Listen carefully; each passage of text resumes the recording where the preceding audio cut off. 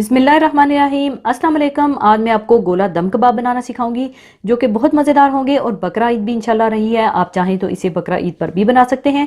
तो इसे बनाने के लिए मैं ले रही हूँ आधा किलो कीमा, एक प्याज बारीक कटी हुई, हरी मिर्चें बारीक कटी हुई 4 अदद, हरा धनिया बारीक कटा हुआ हाफ कप, पुदीने के थोड़े से पत्ते 10 से 12 अदद, डबल रोटी के स्लाइसिस 3 अदद और सीख कबाब का मसाला जो कि पैकेट्स में मिलता है, किसी भी ब्रांड का ले लीजिएगा 3 टेबलस्पून और नमक बिल्कुल थोड़ा सा और भुना हुआ बेसन 1 टेबलस्पून, अदरक लहसुन पिसा हुआ 1 टेबलस्पून, अनारदाना पिसा हुआ 1 टीस्पून, भुना कुटा जीरा 1 टीस्पून, भुना कुटा धनिया 1 टीस्पून, चाट मसाला 1 टीस्पून, कुटी लाल मिर्चें 1 टीस्पून और इसके अलावा गोला कबाब का मसाला बनाने के लिए टमाटर ब्लांच करके छिलका उतार लीजिएगा और बारीक काट लीजिएगा और 4 अदद टमाटर ले लीजिएगा और बारीक चाप किए हुए प्याज 2 अदद, दही हाफ कप, तेल हाफ कप, अदरक लहसुन पिसा हुआ 1 टेबलस्पून, सुर्ख मिर्च पाउडर 1 टीस्पून, नमक हस्बे ज़रूरत, गरम मसाला पाउडर 1 टीस्पून और हरा धनिया बारीक कटा हुआ थोड़ा सा और हरी मिर्चें 4 से 5 अदद और 1 अदद कोयला चाहिए होगा। तो सबसे पहले आप चापर में डाल लें डबल रोटी के स्लाइसिस, प्याज, हरी मिर्चें, हरा धनिया और पुदीना डालकर पीस लें।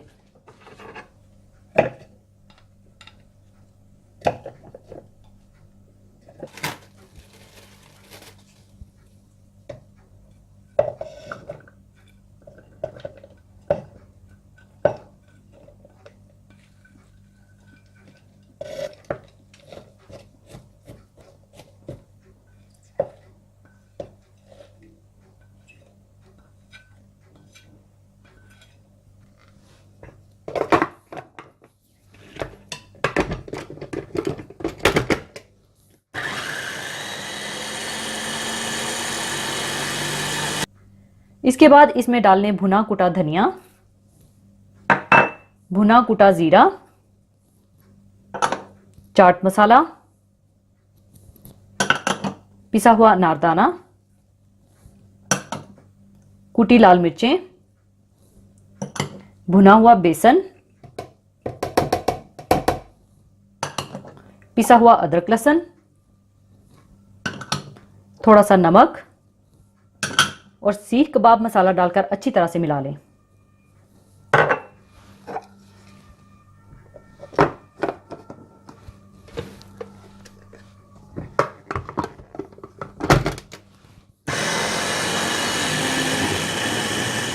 अच्छी तरह मिलाने के बाद इसमें कीमा डालकर अच्छी तरह से पीस लें।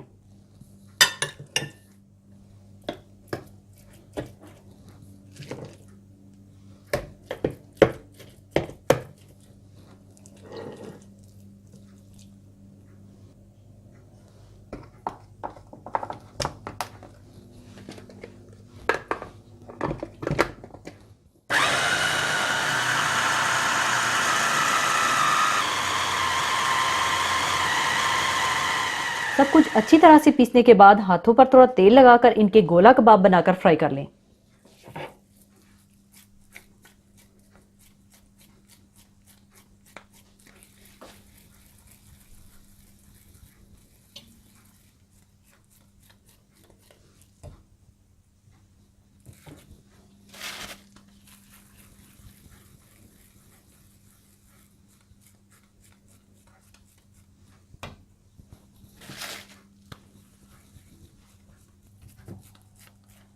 गोला कबाब की शेप देने के बाद आप इन्हें फ्राई कर लें।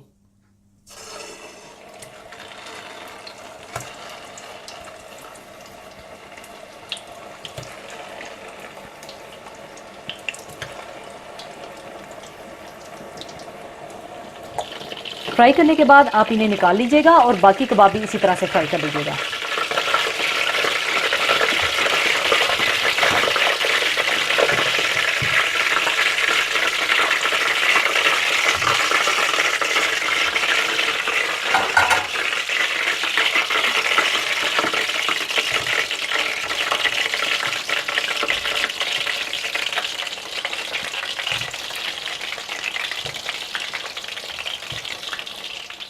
सारे कबाब फ्राई करने के बाद दूसरी तरफ इसका मसाला बनाने के लिए तेल गरम करें और इसमें प्याज डालकर हल्का सा ब्राउन कर लें।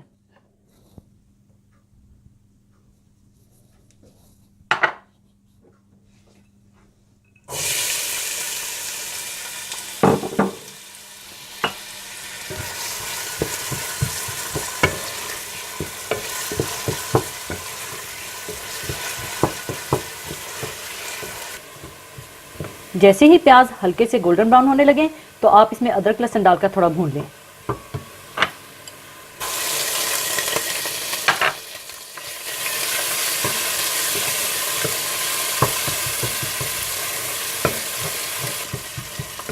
थोड़ा सा भूनने के बाद आप इसमें डाल दें टमाटर, सॉफ्ट मिर्च पाउडर और नमक डालकर अच्छी तरह से भून लें।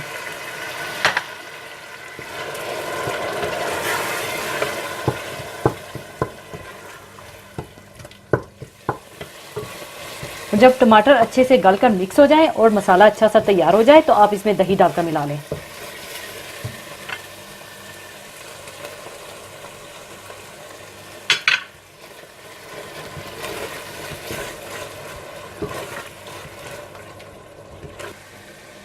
और साथ ही आप इसमें गोला कबाब डालकर मिला लें।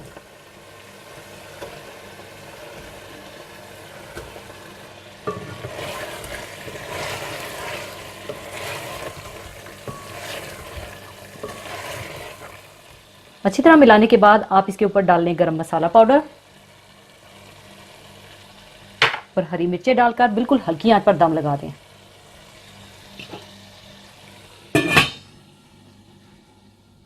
हल्की आंच पर दम लगाने के बाद आप इसमें कोयला रख दें और कोयले पर तेल डालकर फिर दोबारा से दम लगा दें।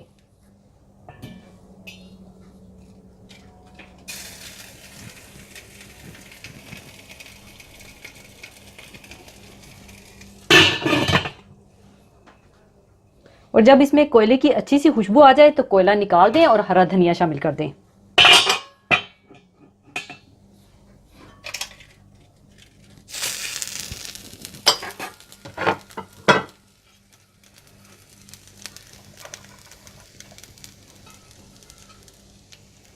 लीजिए, गोला दम कबाब तैयार हैं और अब इन्हें मैं सर्विंग डिश में निकाल लूंगी।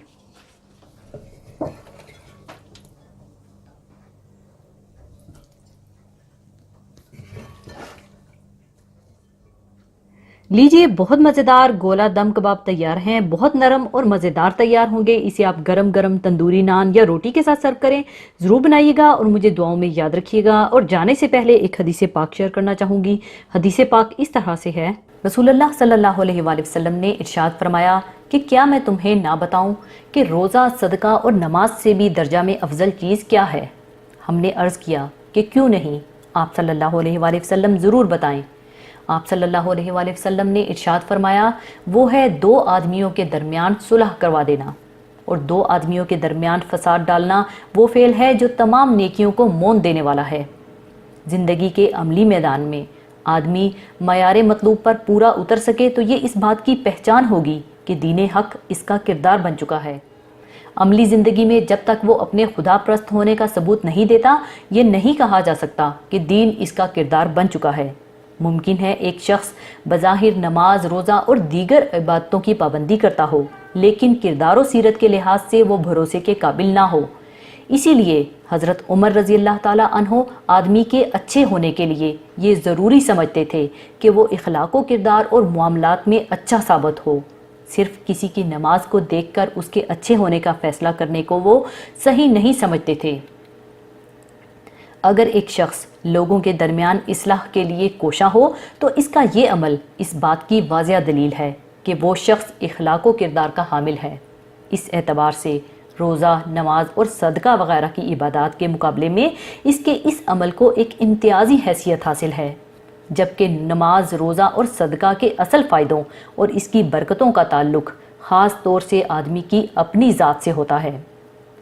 जबकि फितना व फसाद की रोकथाम के खुशगवार नताइज से पूरा समाज फ़ायदा उठाता है। इसके अलावा एक बात और भी है कि इस्लाह के काम से इबादत के लिए राहें हमवार होती हैं और इसके ज़रिए से सारी बदबख्तियाँ दूर हो जाती हैं। दीन में इस्लाह, एक दूसरे में सुलह कराने की अहमियत इस कदर है कि इस सिलसिले में झूठ बोलने तक की इजाज़त है। हदीस में है कि झूठ सिर्फ़ 3 मौक़े पर जायज़ है। मर्द का अपनी बीवी को राज़ी करने की गर्ज से झूठ बोलना, जंग में झूठ बोलना और लोगों के दरमियान सुलह कराने की गर्ज से झूठ बोलना। अगर 2 मुसलमानों के दरमियान कोई तनाज़ा हो तो इनके दरमियान सुलह करा देना नहायत अजर व सवाब का काम है। अल्लाह ताला का इरशाद है याद रखो, सारे मुसलमान आपस में भाई भाई हैं। बस अपने दो भाइयों में सुलह करा दिया करो और अल्लाह से डरते रहो ताकि तुम पर रहम किया जाए। यानी जब मुसलमान सब आपस में भाई भाई हैं तो इन सब की असल ईमान हुई। इसलिए इस असल की अहमियत का तकाजा है कि एक ही दीन पर ईमान रखने वाले आपस में ना लड़ें, बल्कि एक दूसरे के दस्तोबाजू, हमदर्द, गमगुसार और खैर ख्वाह बनकर रहें। और कभी गलत फहमी से इनके दरमियान बुग़्ज़ और नफ़रत पैदा हो जाए तो इसे दूर करके इन्हें आपस में दोबारा जोड़ दिया जाए। इस गर्ज़ के लिए दोनों को एक दूसरे की ऐसी बातें पहचाननी चाहिए जिनसे इनके दरमियान आपस में मोहब्बत पैदा हो और गलत फहमियाँ दूर हों। हज़रत सल्लल्लाहु अलैहि वसल्लम का इरशाद है कि वो शख्स झूठा नहीं जो लोगों के दरमियान मसालत कराए और कोई भलाई की बात दूसरे तक पहुँचाए या कोई भलाई का कलमा कहे। इसके बरअक्स लोगों के दरमियान बुग़्ज़ व अदावत पैदा करना एक शैतानी अमल है। और एक हदीस से मालूम होता है कि शैतान को किसी अमल से इतनी खुशी नहीं होती जितनी दिलों में फूट डालने से होती है। चुनाचा हदीस में है कि वो अपना सबसे बड़ा कारनामा इसको समझता है कि मियाँ बीवी में तफरका डाल दे। इसके बरखिलाफ़ अगर दो मुसलमानों के दरमियान, ख़ास तौर से मियाँ बीवी के दरमियान गलत फहमियाँ दूर करके इनके ताल्लुकात को खुशगवार बनाने की कोशिश की जाए तो ये इंतहाई सवाब का काम है। ये बात ख़ास तौर से इन लोगों को याद रखनी चाहिए जो एक साथ रहते हैं, जैसे सास, बहू और नंद भावत के दरमियान। हमारे मुआशरे में जो तनाज़ात होते हैं वो अमूमन इस्लाम की इस तालीम को नज़रअंदाज करने से ही होते हैं। अगर इस तालीम पर अमल किया जाए तो दुनिया और आखिरत दोनों संवर जाएंगे। इसी के साथ मैं आपसे इजाज़त चाहूँगी। अपना बहुत ख्याल रखिएगा, दुआओं में याद रखिएगा। अल्लाह हाफिज़।